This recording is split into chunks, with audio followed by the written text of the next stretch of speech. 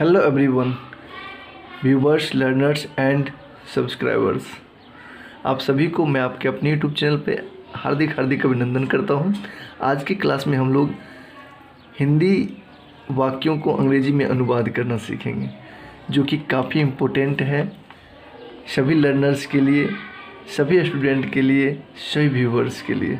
तो क्यों ना आज की क्लास को हम लोग बिना स्किप करते हुए शुरू से लेकर के लास्ट तक देखें और एक एक वाक्य को हम हिंदी में जैसे जैसे बनाएंगे वो आप समझेंगे, देखेंगे तो आपको बहुत अच्छी तरह से समझ में आ जाएगी और आप जो है किसी को बिल्कुल बताने लायक हो जाएंगे।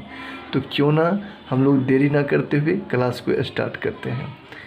जैसा कि आपको पता है कि आपको यहाँ से इंग्लिश सब्जेक्ट की ग्रामर या फिर ट्रांसलेशन की अच्छी तरह से वीडियो प्रोवाइड होती है। तो आप निश्चित रूप से मेरे चैनल पर अगर नए हैं तो आप सब्सक्राइब कर सकते हैं। तो चलिए हम लोग स्टार्ट करते हैं, ठीक है। तो आप ये देख सकते हैं एक्सरसाइज 7 है, ऑक्सफोर्ड जूनियर इंग्लिश ट्रांसलेशन का ये एक्सरसाइज है, जिसमें आपको ऐसे सेंटेंस हैं जिसमें कुछ जो कि बनावट के आधार पर बनेंगे, जिसमें आपको कुछ नियम जानने होंगे। अगर वो नियम पता रहेगा तो आप ऐसे सिंपल सेंटेंस को आसानी पूर्वक बना पाएंगे।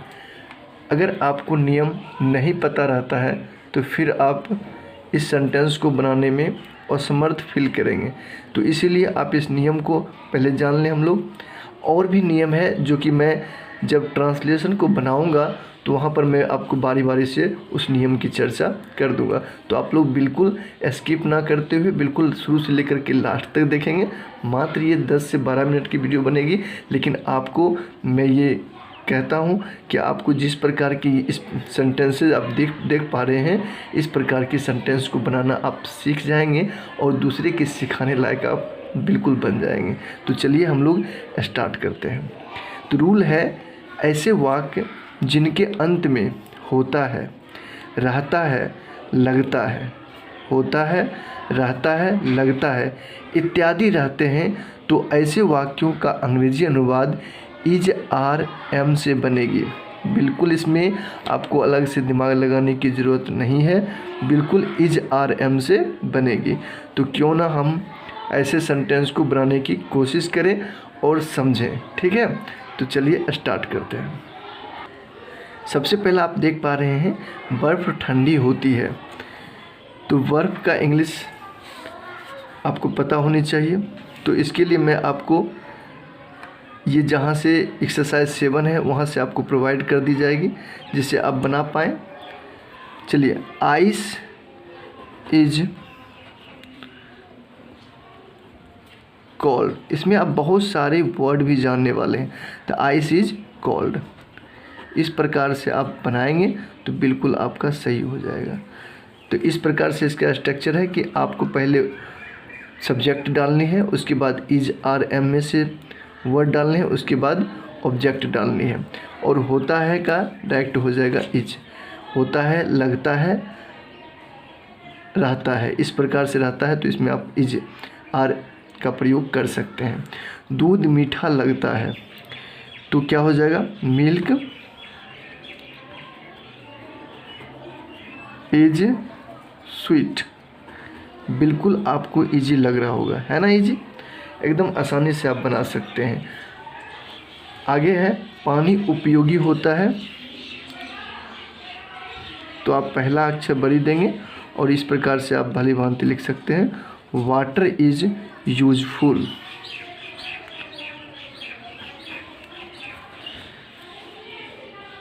कोयला काला होता है। कोयला का अगर वर्ड आपको पता हो तो बिल्कुल आप इस सेंटेंस को बना सकते हैं, क्योंकि मैंने अभी 3 जो बनाया है बिल्कुल इसी टाइप का है। तो हो जाएगा coal, COAL, coal is black.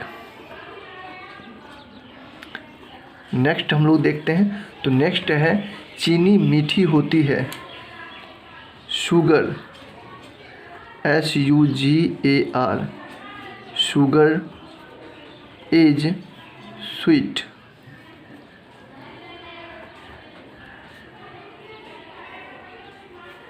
देखिए इसमें सबसे पहले आपको मैं बता दूं, यहाँ पे दूध मीठा लगता है, यहाँ पर आपका ये दिमाग में आ रहा होगा कि इसमें दा का प्रयोग हमें करना चाहिए था, है ना।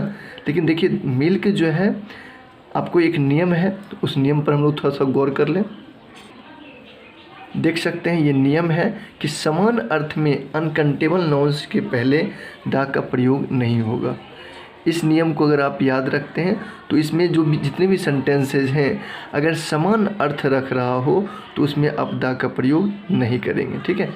तो मिल्क जो है यहाँ पे समान अर्थ रख रहा है क्योंकि यहाँ पर मिल्क से जो है यहाँ पे सेंटेंस है, फिर से आप सेंटेंस देख लें एक बार।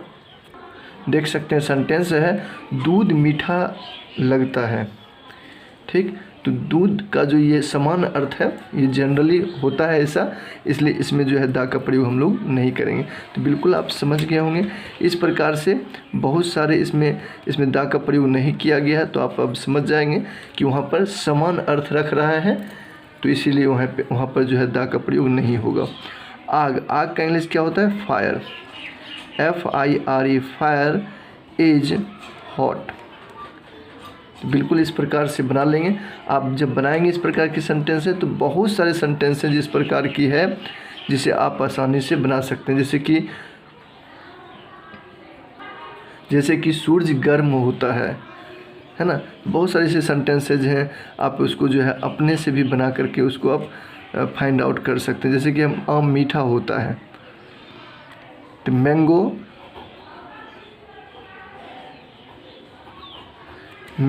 इज स्वीट, SWEET क्या हो जाएगी? स्वीट। तो इस प्रकार से आप बना सकते हैं। आप ये ज़रूर रूप से जो है आप निश्चित रूप से इसे शेयर करें ताकि जो विद्यार्थी होंगे उनको बहुत हेल्प मिलने वाला है। अगर आप लर्नर हैं तो आप निश्चित रूप से सीखें, क्योंकि आप अपने घर में भी किसी बच्चे को इस प्रकार के सेंटेंसेस बता सकते हैं। तो देख सकते हैं अब अगला सेंटेंस है आदमी मरणशील होता है, तो मैन इज मोर्टल। अगला है गाय सीधी होती है, तो यहाँ पे प्लुरल नहीं है, गाय नहीं है, गाय का है, तो यहाँ पे द काउ लिख सकते हैं आप। The cow is gentle. सीधी का मतलब नेक भी होता है, सीधी यानी कि जेंटल आप लिख सकते हैं। तो यहाँ पर जो काव में दा लगा है, ठीक है, इसके बारे में हम लोग चर्चा कर लें, नियम को देख लें। देख सकते हैं नियम कहता है कि जब प्लुरल नाउन से पूरी जाति का बोध हो, जब प्लुरल नाउन से पूरी जाति का बोध हो तब इसके पहले दा का प्रयोग नहीं होगा। लेकिन हमने जो अभी सेंटेंस देखा है वो सिंगुलर में है, इसलिए वहाँ पर सिंगुलर सब्जेक्ट है, इसलिए वहाँ पे दा का प्रयोग होगा। लेकिन कभी जो है आपको जैसे बच्चे नटखट होते हैं इस प्रकार के सेंटेंसेज मिलेगी, तो उसमें आप बिल्कुल जो है वहाँ पर हम लोग दा का प्रयोग नहीं करेंगे, क्योंकि बच्चे जो है प्लुरल रूप होता है। तो इसमें हम लोग जब प्लुरल है और वहाँ पे समान अर्थ रख रहा है तो वहाँ पर हम लोग दा का प्रयोग नहीं करेंगे। तो इस प्रकार की बातें आप निश्चित रूप से याद रखेंगे। चलिए, तो इस प्रकार से है सिंह मजबूत होता है, तो यहाँ पर हो जाएगा the lion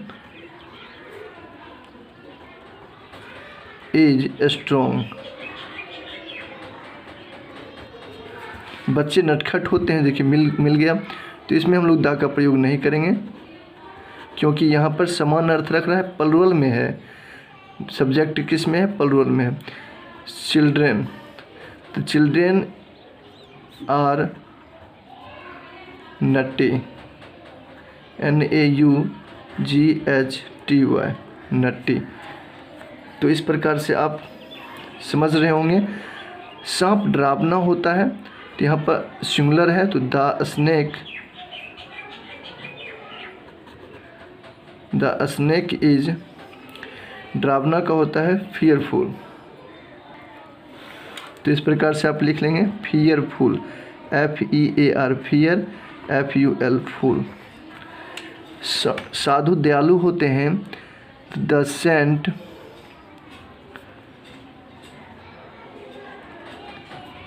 the saint is kind. गाय नेक होती है, यहाँ पे प्लुरल है तो यहाँ पर बिल्कुल हम लोग दा का प्रयोग नहीं करेंगे। Cows are gentle.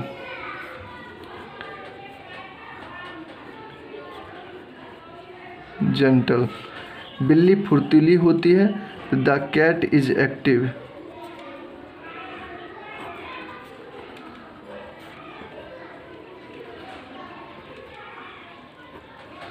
The cat is active. किसान परिश्रमी होते हैं।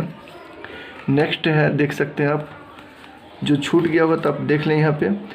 किसान परिश्रमी होते हैं तो farmer,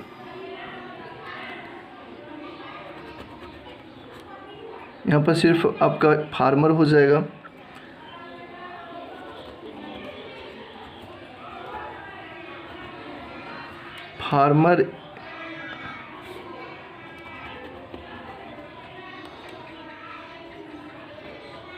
farmers are laborious.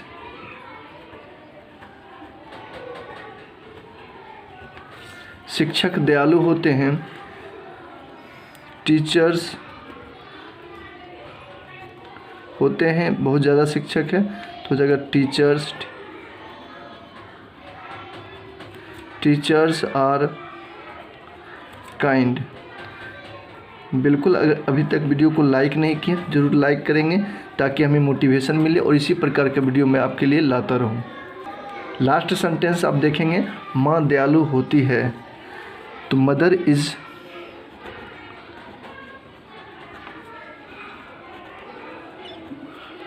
Is kind. यहाँ पर हम लोग दा मदर होगा या नहीं होगा आप निश्चित रूप से कमेंट करके बताएंगे। ऐसे यहाँ पर तो दा होनी चाहिए मेरे हिसाब से, द मदर इज़ काइंड। ठीक, यहाँ पर आप दा का प्रयोग नहीं करेंगे। ठीक है, ऐसे आप अपने से फिर जांच कर लें, अगर होगा तो बताना है कमेंट में।